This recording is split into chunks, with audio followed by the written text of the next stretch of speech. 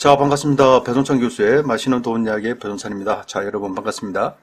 세금 폭탄에도 다주택자가 증가가 되고 있는데요. 아마 이러한 정책이 나오면 부동산에 큰 일이 날 것 같아요. 아무튼 세상이 좀 웃기게 돌아가는 것 같아요. 코로나19도 백신 접종으로 이제 뭐 끝나가나 싶었죠. 그래요. 전 국민에게 위로금을 주겠다고 했지 않습니까? 재난지원금. 그런데 오히려 지금은 확진자가 더 증가되고 있죠. 코로나 극복 위로금을 해서 전 국민 지급이냐, 뭐 80% 선별해서 지급이냐 하다가 결국에는 그렇죠? 88% 지급이라는 건데요. 정말 웃기지 않습니까? 아무튼 뭐 88% 지급이라고 하니까요. 뭐 그러느니 뭐 해야죠. 아무튼 웃긴 세상인 것 같고요. 부동산 시장 또한 마찬가지이죠. 지난 7.10 부동산 대책, 좀 센 대책이었죠. 다주택자 대상으로 종합부동산세 중과세율이 인상이 됐죠. 예를 들어서 개인이 3주택 이상이거나 조정 대상 지역의 2주택에 대해서 가세 표준별로 해서 기존의 0.6%에서 종합부동산세를 1.2%로 또 기존의 3% 종부세에서 최대 6%까지 종합부동산세를 이처럼 때린다는 거예요. 말 그대로 종합부동산세 폭탄이다라고 말씀을 드릴 수 있을 것 같고요. 또한 양도소득세 또한 마찬가지죠. 1년 미만은 양도소득세 40%가 이제 70%고 2년 미만은 양도소득세가 기본세율이 아니라 60%로 뭐 때린다는 거지 않습니까? 여기에다가 분양권 같은 경우에는 1년 미만에 뭐 40%에서 이제는 뭐 70%고 그리고 1년 이상은 무조건 60%라는 얘기예요.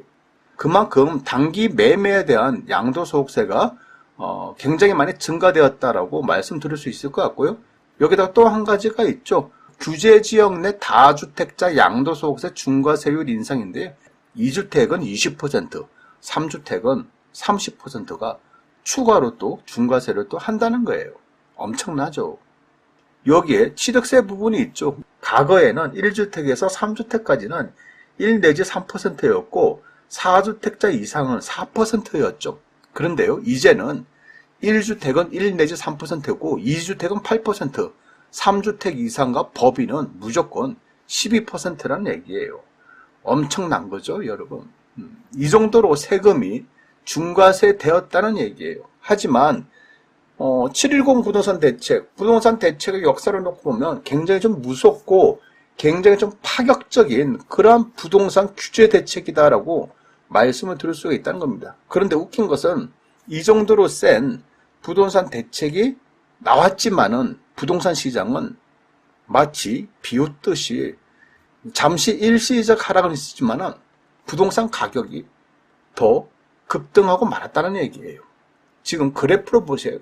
경기도, 지방에 있는 광역시, 또 종국, 서울 이처럼 부동산 가격이 너무너무 올랐다는 얘기예요.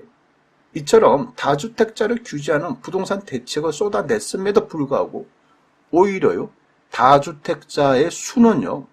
2020년 6월 달에 2주택자가 즉 1가구 2주택가 전국적으로 191만 7,365명에서 2021년 6월 달에는 195만 4,264명으로 오히려 다주택자 규제가 나왔음에도 불구하고 오히려 2주택자들은 37,264명으로 이처럼 증가가 되었다는 거예요. 그리고요, 3주택자 같은 경우에는 2020년 6월 달에 3주택자가 42만 8,916명에서 2021년 6월 달에는 3주택자가 43만 5,384명으로 오히려 6,468명이나 3주택자가 증가되었다는 거예요. 이 부분은 정말 좀 심각하다라고 말씀을 드릴 수 있을 것 같아요. 3주택자 같은 경우에 여러 가지 세금상 규제가 많음에도 불구하고 이처럼 주택을 매수한다는 것은 정책상으로, 부동산 정책상으로 큰 문제다라고 이렇게 볼 수밖에 없다는 얘기입니다. 뭐 쉽게 표현한다면 법이 무섭지가 않다? 부동산 정책이 무섭지가 않다? 부동산 세금이 무섭지가 않다라는 건 아니겠어요? 또 한편으로 보면 이런 생각이 들 수도 있겠죠. 뭐냐면 법이 만들어졌지만은 정책이 무섭게 만들어졌지만은 부동산 세금이 무섭게 때린다라고 하지만은 뭐다? 빠져나가는 구멍이 있다는 거예요. 이게 문제지. 빠져나가는 구멍이 있다는 거. 즉 공시가격 1억 원 이하의 아파트들 그렇지 않습니까? 취득세, 양도세, 중과세 배제했지 않습니까? 여기다가 비규제 지역 아파트 이런다면 뭐 조정 대상 지역도 아니에요. 투기 과열 지구도 아니야. 투기 지역도 아니야. 요런 지역의 아파트를 산다면 실거주 의무가 또 없다라는 얘기 아닙니까?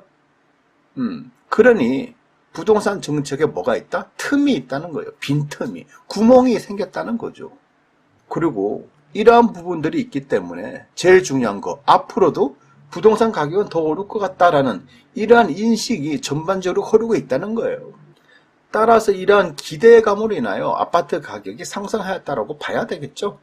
따라서 정부는 이러한 부분을 좀 인식을 하여 첫 번째로 본다면 1억 미만의 주택, 취득세, 양도세 예외 이거 폐지해야 된다는 얘기예요. 아니 잡으려면 다 잡죠. 왜 1억 미만은 물론 또 그렇죠. 부동산 정책을 피는 사람 입장에서는 공시가격 1억 미만은 주택 투기의 대상이 아니다라고 했죠. 그래서 1억 미만은 예외를 둔다는 거 아닙니까? 그런데 이런 예외가 1억 미만 아파트가 다 투기의 대상이 됐지 않습니까? 그렇잖아요. 아니 의도는 좋아. 응? 의도는 좋은데 그 결과는 역으로 공격을 하니까 문제가 되는 거 아닙니까? 따라서 지방에 있는 작은 아파트까지 다 꿈틀꿈틀 해놨지 않습니까? 그러니 지금이라도 1억 미만이라 하더라도 취득세, 양도세 예외를 폐지해야 된다는 거. 똑같이 다주택으로 취급하면 그렇지 않습니까? 다주택으로 취급하면 1억 미만의 아파트들 어떻게 될까요? 가격? 휘청할 수밖에 없다는 얘기죠.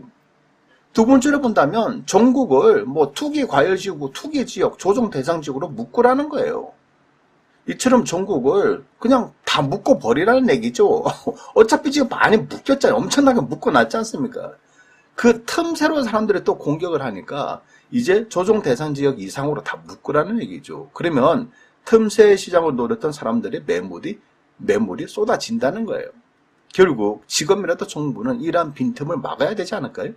이러한 정책이 나오면 바로 공시가격 1억 미만의 아파트부터가 아마 세금 폭탄을 두드려 맞게 되고 그러면 뭐다? 자연스럽게 매물이 나올 수가 있다는 거예요. 그래야지 이제 세금이 무섭다는 것을 좀 인식을 시켜줘야 되지 않을까요? 즉 세금 무서운 맛을 알면 부동산 시장은 정말 큰일 난다는 거예요. 뭐 버티면 되겠지가 문제가 아니라 야 이제 전국적으로 다 잡았네. 이제 1억 미만 틈새도 없네. 이런 식으로 묶어버리면 이제 부동산 가격이 안정화가 이루어질 수가 있을 가능성이 증가된다는 얘기예요. 또한 급매물도 증가될 가능성이 많아진다는 거죠. 아무튼 정부는 이러한 부분에 대해서 한번 염두에 두고 다음 정책 때는 좀 반영이 되었으면 좋겠습니다. 이상까지 배종찬 교수의 맛있는 더운 이야기였습니다. 감사합니다.